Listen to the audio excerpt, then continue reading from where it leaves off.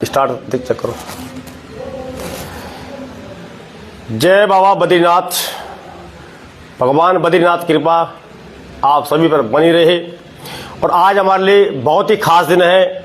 आज से बसंत पंचमी की भी आपको हार्दिक शुभकामनाएं। और आज तिथि घोषित होगी कि बाबा बद्रीनाथ के कपाट कब खुलेंगे और गाड़ू घड़ा कलश यात्रा आपको पता ही होगी। आज का हमारा ये संवाद रहेगा हिंदी में। गुरुजी प्रणाम।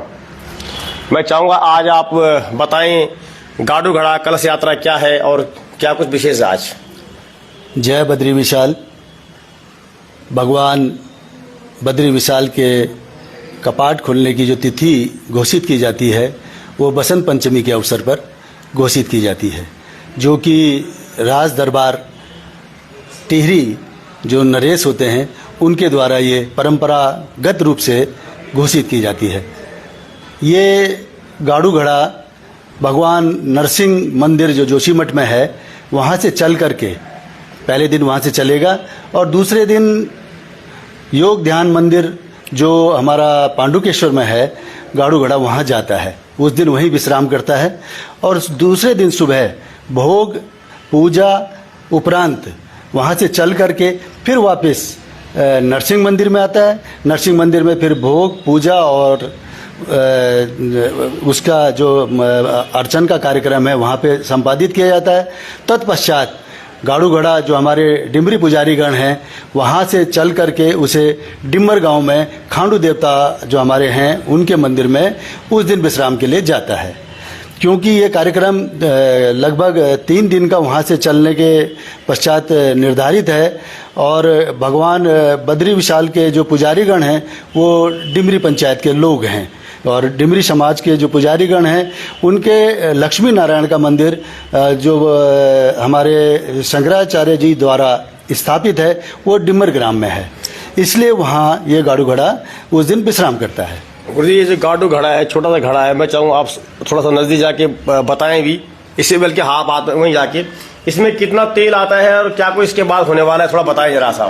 देखिए भगवान बद्री विशाल का गाड़ू घड़ा जब डिमर ग्राम से चल करके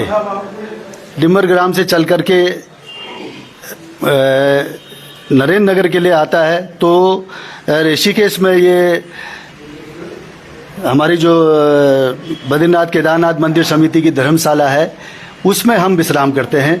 और बसंत पंचमी के उपलक्ष्य में जब ये कार्यक्रम संपादित किया जाना है हम यहाँ से इसको लेकर एक सारे डिमरी पुजारीगण यहाँ पे एकत्रित होते हैं और राजमहल को जाते हैं। क्योंकि ये परंपरा राजा जी के द्वारा संपादित की जानी है बसंत पंचमी की तिथि, और गाड़ू घड़ा जो वहाँ हम राजा जी को सौंपेंगे उनके द्वारा इसमें जो अभिषेक में प्रयुक्त होने वाला जो तेल है वो इसमें भरा जाता है। उसकी तिथि भी आज ही घोषित की जाएगी।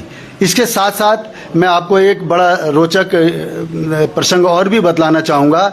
हमारे गांव डिमर में पिछले 107 वर्षों से रामलीला का आयोजन किया जा रहा है अनवरत रूप से, और उसकी तिथि भी आज हमारे गांव में इस समय हमारे जो कुल पुरोहित हैं उनके द्वारा उसको किया जा रहा है। और ये तीनों तिथियां एक साथ की जाती हैं। डिमर ग्राम में रामलीला का आयोजन की तिथि और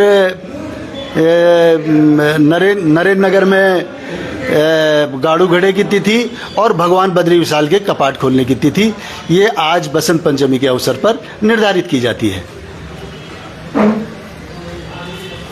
तो मतलब गुरुजी आज हमारे लिए जो है बड़े गौरव का और हर्षोल्लास का दिन है कि दोनों के 3 दिन तिथियां। हाँ। श्री राम जी की लीला। बिल्कुल बिल्कुल बिल्कुल। और कुछ विशेष बताना चाहेंगे आप?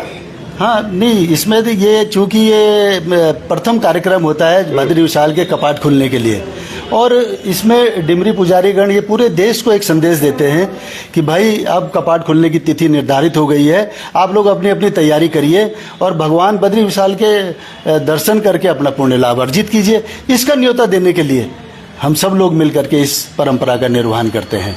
जैसे गुरुजी बहुत से हमारे दर्शक ऐसे नए जुड़े हुए हैं और जो नई पीढ़ी आज सोशल मीडिया के माध्यम से जिनको पता लग रहा है कि वास्तव में कुछ ऐसी शक्ति है जो हमें चला रही है।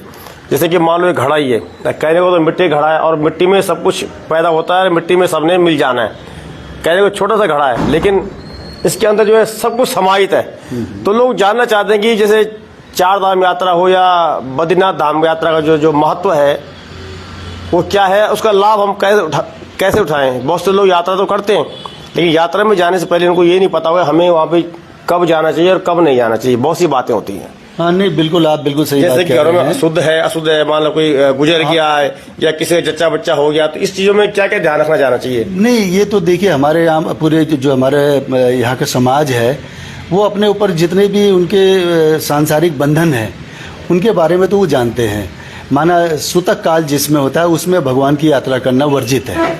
और हम तो जितने भी दर्शनार्थी या जो भगवान के दर्शन करने के लिए वहाँ आने वाले लोग हैं उनसे कहते हैं कि भाई आप लोग आएँ और इस बात का विशेष ख्याल रखें या ध्यान रखें कि भाई भगवान के दर्शन का जो पुण्य लाभ है वो इस धरती पे भगवान बद्री विशाल के दर्शन से ही है, क्योंकि वो मोक्ष धाम है। पहले ज़माने में तो लोग अपना जब देश विदेश से यहाँ श्रद्धालुगण आते थे तो वो ये सोच के आते थे कि हमारा तो मोक्ष हो जाना है, इसलिए वो यात्रा करते थे। लेकिन आज लोग धीरे धीरे नई जो जनरेशन आ गई है, मैं तो उनसे भी कहूँगा कि आप लोग भी आइए और भगवान के दर्शन करके अपने आध्यात्मिक शक्ति का विस्तार और संचार कीजिए। उसको ग्रहण करने की अपनी जो होनी चाहिए इच्छा शक्ति कि भाई हम परंपरा का निर्वहन कैसे करेंगे, भगवान के दर्शन कैसे करेंगे, भगवान से जो शक्ति प्राप्त करनी है वो कैसे करेंगे। इन सब बातों को अपने अंदर समाहित करके भगवान के दर्शन करें और उनको पुण्य लाभ प्राप्त होगा। ऐसे हम कामना भगवान से भी करते हैं और सारे श्रद्धालुगणों को आने का न्योता भी देते हैं। गुरु जी एक कहानी है क्या है कि मेरी गंगा होली मेरी गंगा होली मैं आली, ऐसे कुछ है।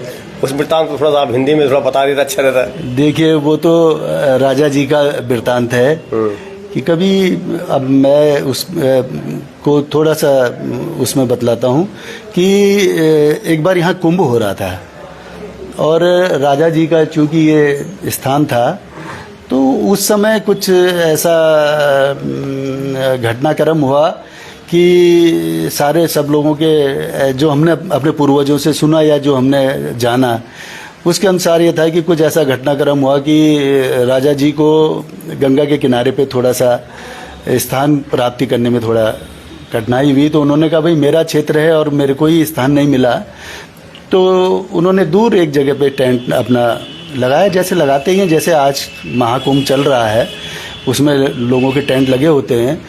तो राजा जी ने भी थोड़ी दूर पे लगाया और चूंकि वो उपासक थे और गंगा उधर से आती है और माँ गंगा के उपासक हैं राजा जी भी, उन्होंने कहा कि ठीक है देखते हैं भगवती का माँ गंगा का स्नान करके ही कुंभ में, चूंकि ये पवित्र स्नान है तो कुंभ में ही जाते हैं लोग। उन्होंने कहा और माता ने उनकी बात को सुना और गंगा उनके जो उनका टेंट लगा हुआ था उसके नज़दीक से होके गुजरी।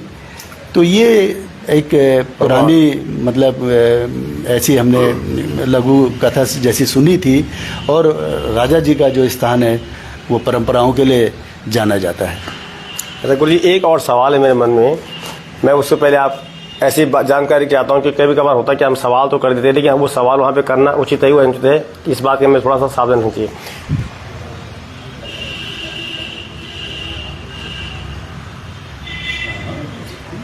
गुरुदेव ये जो प्रथा है ये कितनी पौराणिक है और कब तक ये चलेगी, क्योंकि अब तो जो राजकाज जो बदल चुका है, यानी कि अब तो नेताओं वाली बात है, राजाओं वाला तो प्रजातंत्र तो नहीं इसमें देखिए भगवान बद्री विशाल के जो परंपराएं हैं, चूँकि ये शंकराचार्य जी द्वारा स्थापित किया गया मंदिर है, चारों दिशाओं में जो शंकराचार्य जी ने मंदिर स्थापित किए थे हमारे चारों धाम, उनमें से श्रेष्ठ धाम है, मोक्ष धाम है ये। और इसकी व्यवस्था का जब प्रश्न आया था, क्योंकि राजा जी को बुलांदा बद्री कहा जाता है, भगवान के प्रतिनिधि के रूप में भगवान ही उनको माना जाता था। उस समय राजा जी जो होते थे वो भगवान के रूप में माने जाते थे और वो ही इस सारी व्यवस्था को करते थे, क्योंकि वो रियासत काल था। अब वो परंपरा का निर्वहन राजा जी के द्वारा किया जा रहा है। जब राजा जी उसको जब तक करते रहेंगे तब तक उस परंपरा को कोई नहीं इसको छोड़ सकता है। वो जब तक राजा जी रहेंगे तब तक परंपरा का निर्वहन होता रहेगा। और हम तो सब लोग राजा जी के लिए ही ये परंपरा का निर्वहन करते हैं और हम उन्हीं के द्वारा निर्धारित और भगवान शंकराचार्य जी के द्वारा निर्धारित पुजारीगण हैं जो इस परंपरा का निर्वहन करते हैं। तो बहुत बहुत धन्यवाद आप गुरु जी। और थोड़ा सा बसंत पंचमी के दिन जैसे कि बताते हैं कि नई ऊर्जा का संचार होता है, घर पर पहले कुला दहाड़ा पुस्तान ओडा पर पुस्तान है ना, पर आज थोड़ा हमारे दर्शक जो है वो हिंदी वाले ज़्यादा हैं तो थोड़ा उस पर थोड़ा बता देते तो अपनी मुस्कुराहट के साथ थोड़ा सा। नहीं, देखिए ऐसा है, ये तो हिंदुओं का बहुत बड़ा त्यौहार है बसंत पंचमी का। चूँकि शरद के बाद भगवान सूर्य जब अपनी दिशा बदलते हैं तो नई ऊर्जा का संचरण सारे जगत में होता है। और जब नई ऊर्जा का संचरण होता है तो आदमी के अंदर एक अलौकिक स्फूर्ति पैदा होती है और लोग नई दिशा की ओर बढ़ने का प्रयास करते हैं। तो बसंत पंचमी का ऐसा उत्सव होता है जिसमें लोग मिल के भगवान की पूजा करके अपने को उस अलौकिक दृष्टि की ओर ले जाने का प्रयास करते हैं और अपने जीवन को सफल बनाने के लिए अग्रतर बढ़ते जाते हैं। ये बसंत पंचमी का बहुत बहुत धन्यवाद और आशीर्वाद आप हमें दीजिए। नहीं और प्रभु की कृपा आपके ऊपर बनी रहे, भगवान बद्री विशाल सबके ऊपर कृपा बना के रखें, ऐसा हम बद्री विशाल जी से प्रार्थना करते हैं।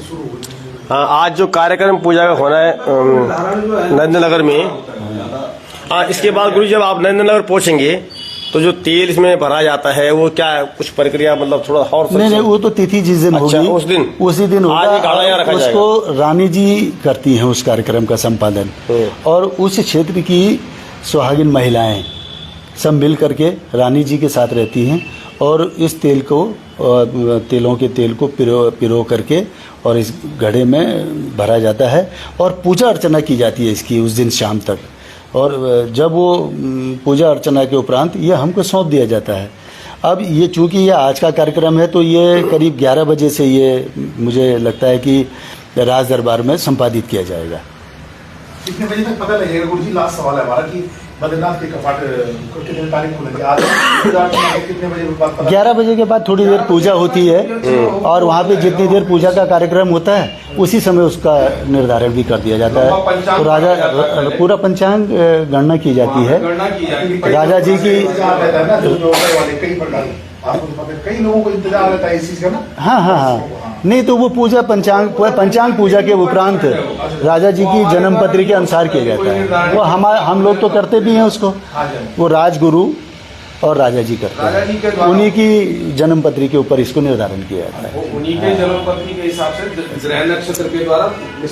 चलिए इजाजत लेते हैं आपसे और आप सभी दर्शकों का बहुत बहुत धन्यवाद। कहने को तो घड़ा मिट्टी का है लेकिन सब मिट्टी में पैदावार मिट्टी में मिल जाना है और आपको भी बहुत जल्दी जो है यात्रा पे आना है। भगवान की कृपा आप सभी पर बनी रहें और यही है पुनः गांव की ओर की ज्यादा से ज्यादा गुरु जी अब आस्था लोगों की बढ़ रही है अब जो है अपने उसकी तरफ।